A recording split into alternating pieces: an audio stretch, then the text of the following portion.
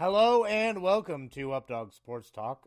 Today we are actually doing a recording for NCAA March Madness. My name is Dilbert, and joining me today is Wingus the Dingus. Gilbert and Dingus break Yeah, down March Madness. That is today's show.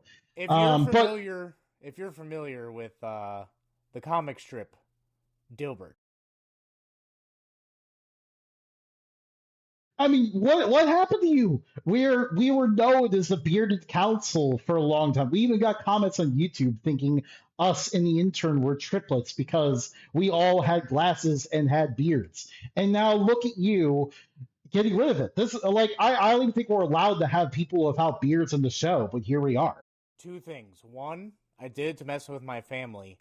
Two, technically it wasn't supposed to be part of this show today. So, shout out to our guest. Hope you get better. Yeah, let's kick it off. We are gonna do a debate of Yeah. every game in the tournament. Absolutely, and of course, we let off sounding like doofuses, and we will be very entertaining throughout this, but we'll provide you some good nuggets as well to help you pick your brackets during this March Madness season. Yeah, pay So, attention to Wingus the Dingus, not Dilbert. we will be doing this region by region, so Midwest region, where we will go to our final region of the tournament. And it begins with Michigan versus the winner of Howard versus UMBC. UMBC looking to make it happen again as a 16 seed. Can it, or does Michigan just keep rolling here? I think Michigan keeps rolling. I think they took a little off the gas in the Big Ten conference and still made it to the championship. And then they were like, oh, shoot, maybe we should kind of play. Yeah, And then that's how Wisconsin ended up beating them. So I think they're going to come it, out. it was Purdue that beat them, but yeah, That's what I meant. yeah, So, um, yeah, I got Michigan. yeah, I can agree with that. And then Georgia and St. Louis. Finally, after the long wait, it felt like 2 years ago we should have seen Robbie Avila in the tournament, and then last year St. Louis kind of dealt with injury issues, so they didn't make it. But now finally we get our moment here of Robbie Avila making the tournament. This St. Louis team is so good on offense. Um, a very strong team taking on Georgia, who can also score. Who do you think wins here? Let's do it, dude. St. Louis. Let's do it. Yes, I like that. Definitely like them. I hate that they got a 9 seed and have to go up against one of these 1 seeds, But, but but guess what? When you're a 9 seed, statistically, you beat the 8 seed. yeah, yeah, it happens more often than not. I think the only underdog seed to have a winning record against the higher seed. Um, we go to Texas Tech and Akron. The Zips, part of the two-bid MAC. The two-bid MAC, something that we have dreamed about for a long time, and it finally happened this year for the first time since 1999. This Akron team is tough defensively, and they have an excellent inside-out game where they can attack the inside, but if you leave the three-point line open, they will knock down some threes against you as well. This Texas Tech team, very talented on their side, very tough on defense. Obviously, the big loss with Toppin out for the year. Who do you think wins this? Ah, top scorer out. I kind of want to pick Akron. I know. Yeah, you know what? We gotta represent MACtion here. Let's go with the Zips. Cupid MACtion keeps it going. Yeah, I like what this team can do. Obviously, they'll need to figure out what to do with Texas Tech's size because Texas Tech definitely has more size than them. So that'll be the one big challenge there. And of course, the one thing Texas Tech is definitely typically a really safe high seed. but the injury issues might make them a little bit more vulnerable than usual. And this Akron team is really, really good. Yeah, Um, and if for Akron, I think they would have. I think it would have been a let's do it if it was Vandy.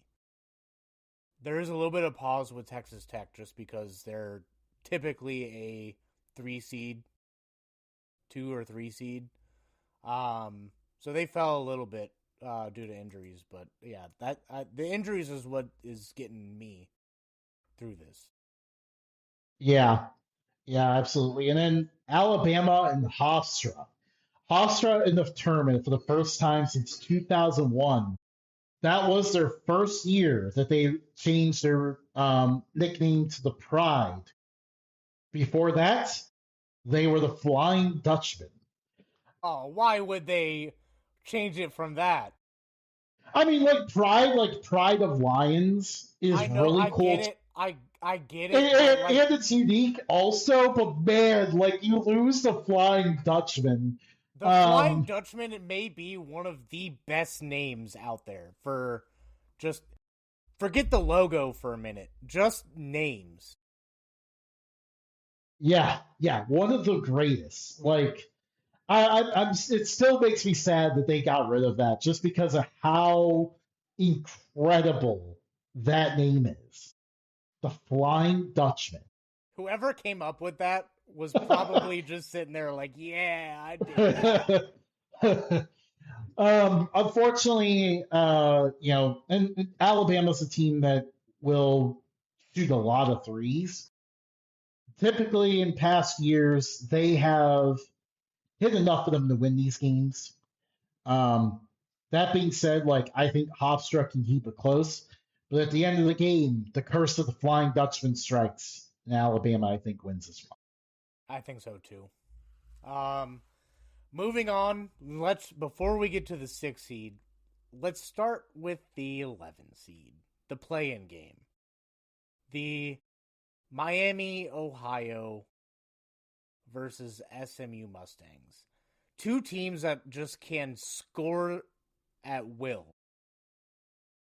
Absolutely, We got to start with that game before we even yeah. get to this game. And I mentioned earlier in the show, I'm going to be at Lehigh and Prairie View. That is the first game before Miami versus SMU, which I will be at as well. Um, very excited for my first tournament experience of this game. This game is going to be very, very good. Just like you said, elite offensive scoring all around. Again, with this Miami team, I think you have to pick your poison because like all of these guys can score. And I think the other thing is like I think now they're going to have a little bit more fire now that they lost that conference tournament game. I don't think they're happy with that. I feel like what we saw against UMass was a team that had their target on the back for so long. It looks like they kind of wore out at the end of that game. But now they've had a week off or nearly a week off. I think they'll be fired up and ready to go. Yeah, I think Miami beats SMU. Yeah. Makes a little bit of a statement. The only thing is Tennessee's a tough matchup. 6-11, whatever you want to say, that's still a tough pool for a MAC team. And it's not like Yeah. But it's not like they have a bunch of injuries, that you could just kind of make a case for them just to move over. Still want to do it though. yeah, so here's the thing. Like usually one of these first four teams always advances. I think last year was the exception, but that's because of course they picked a bunch of uninspiring teams that flopped around all year instead of UC Irvine. Um, Last year was the rare exception. Usually one of these first four teams wins a game. Um, I will mention on my side, obviously knowing one of the players, I mentioned on the previous show, like my wife was Ian Elmer's athletic trainer in high school. Happy Athletic Trainer Month. Um, and it's just been a cool ride for us. And of course, in that case, I am biased. So, Matt, you have the final choice here. I think Tennessee's defense is just a little too good.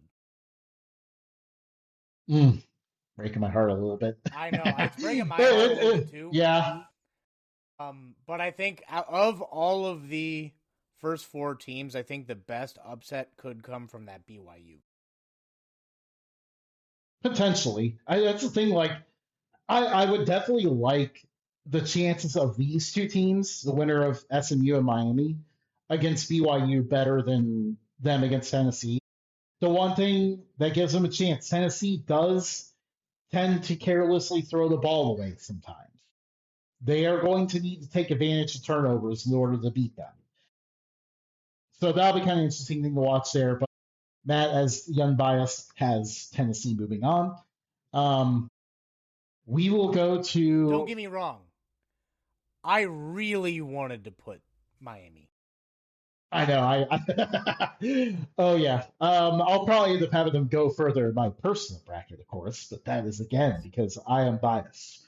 Because yeah, obviously, like for a lot of people, Miami's a great story, but for me, it's even a lot more than that. This year has been, however long this ride goes, this year has been one of the coolest college basketball experiences of my entire life. Anyways, before we get too sentimental, even though I think for a lot of us, Wright State making the tournament is really cool as well. Yes.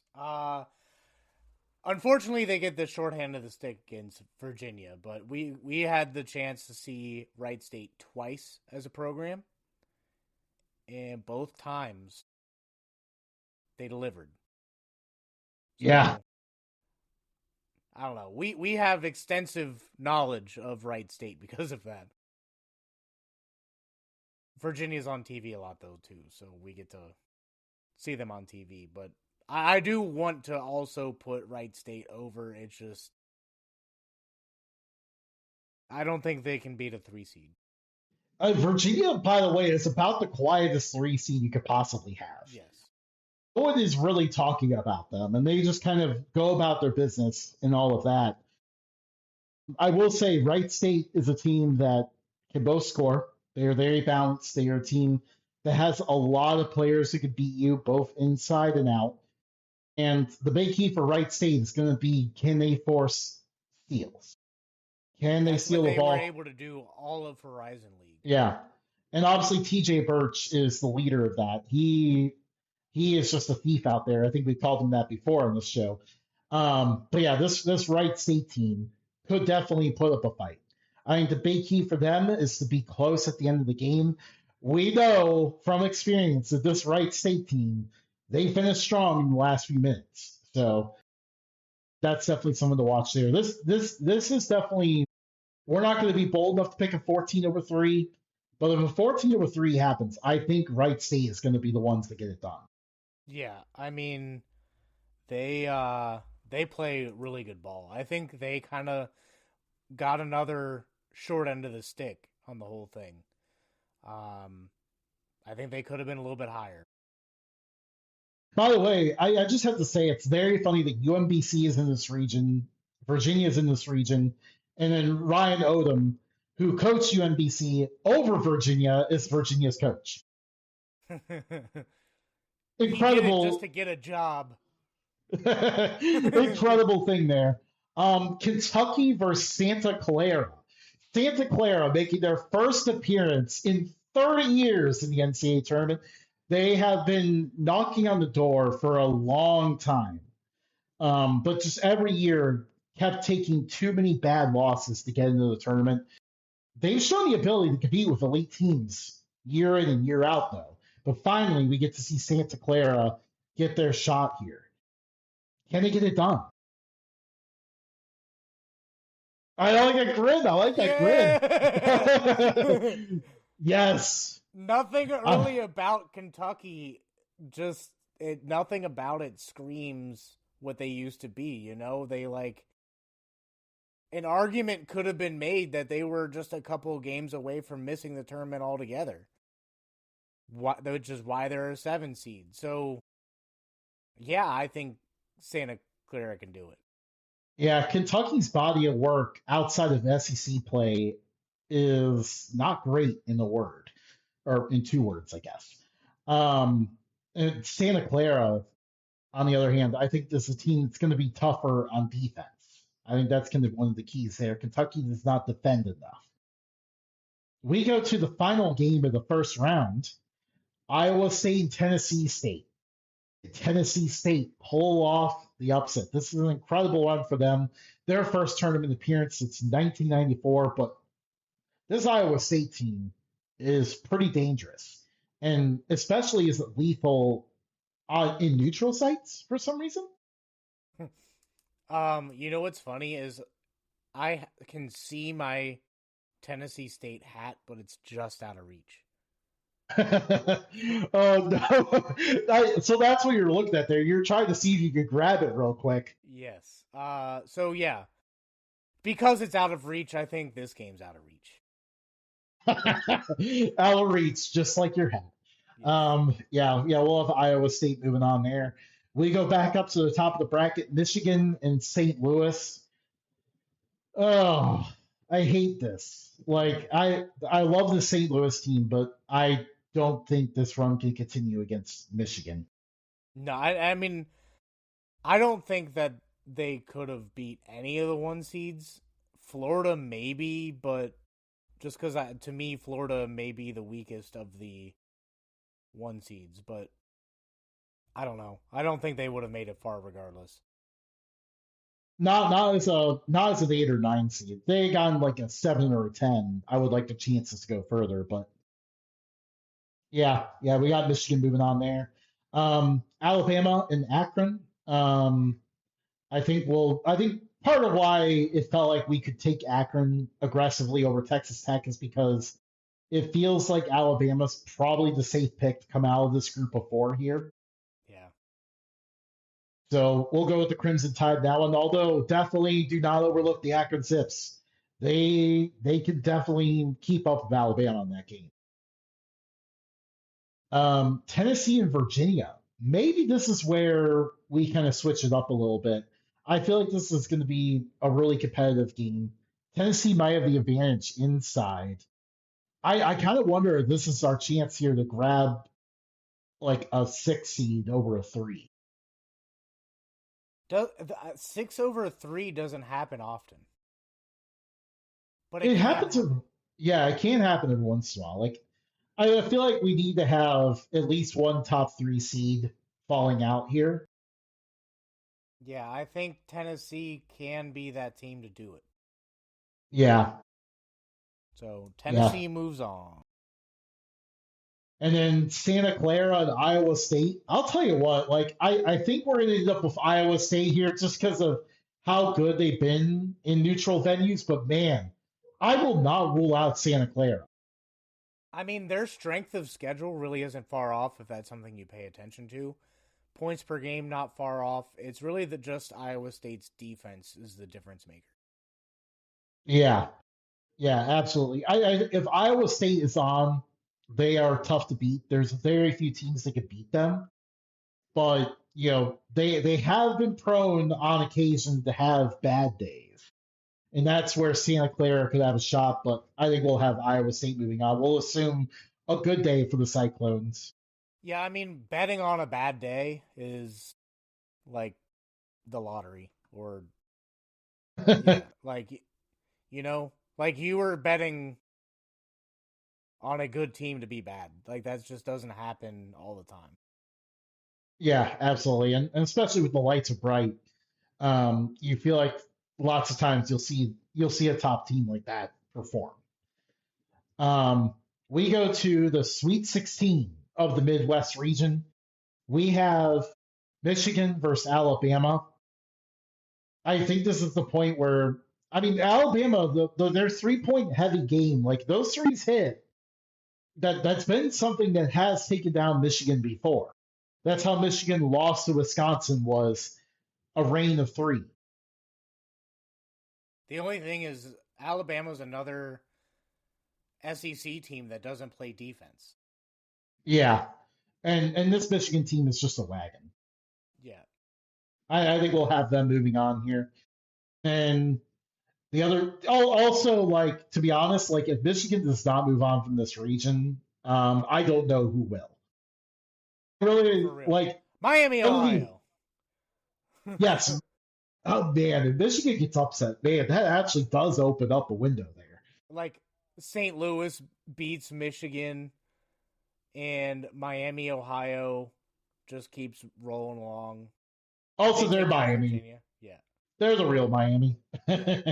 They were around before Miami was a state. Miami, Florida was a state. Um, so we have Tennessee. You said Miami, Tennessee. Florida was a state. Oh yeah, Miami is a city in Florida. yeah. Miami is the city in Florida, which was not a state. Yeah, we have Tennessee versus Iowa State.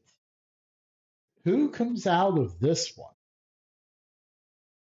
I don't know. We had some question marks at the beginning with Miami over Tennessee. I don't know if we can just keep putting Tennessee that far. I don't think they're that great of a team.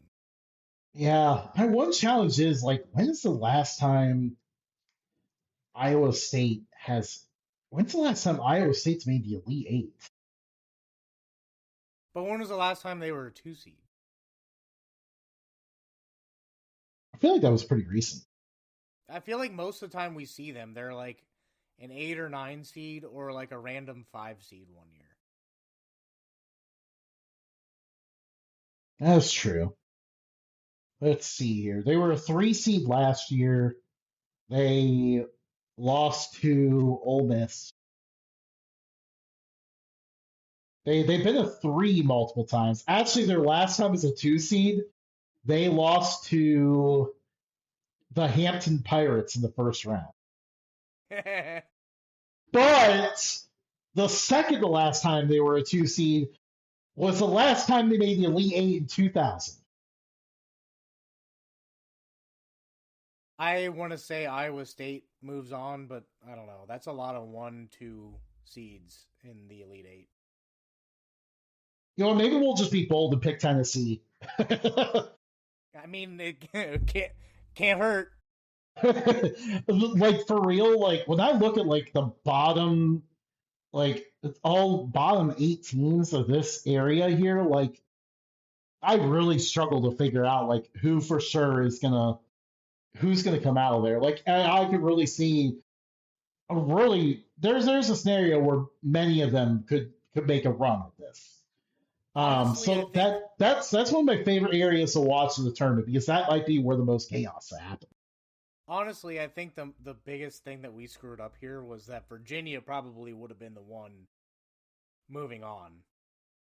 They could be, Probably, but and Virginia probably doesn't beating have Michigan.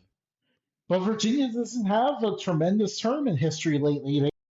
Ever since winning the championship in 2019, they have really struggled in the 2020s. But you know what? Anytime you pick against them, they show you that they can go one more round. No, I remember I picked Ohio over them in 2021, and that one was correct. I don't know. We were pretty bold with Gonzaga. I think we do need a lower seed in here to move on to the Elite Eight. So I think Tennessee, though not probable, I think we can move Tennessee. They may not even get past their first round game, but Yeah. hey, we have them here. Again, very competitive bottom 8 of this Midwest region. A very intriguing area to watch. I If mean, you like honestly, chaos, like Akron, Miami, St. Louis, Wright State, Santa Clara. I think a case can be made for a lot of those teams to go pretty far. yeah, 100%. I mean, very, very good squads. Um, I think again for St. Louis, like the problem is running into Michigan, which we'll have Michigan moving on to the Final Four. I think that was a pretty clear pick. That one was one that we've had pretty much all along.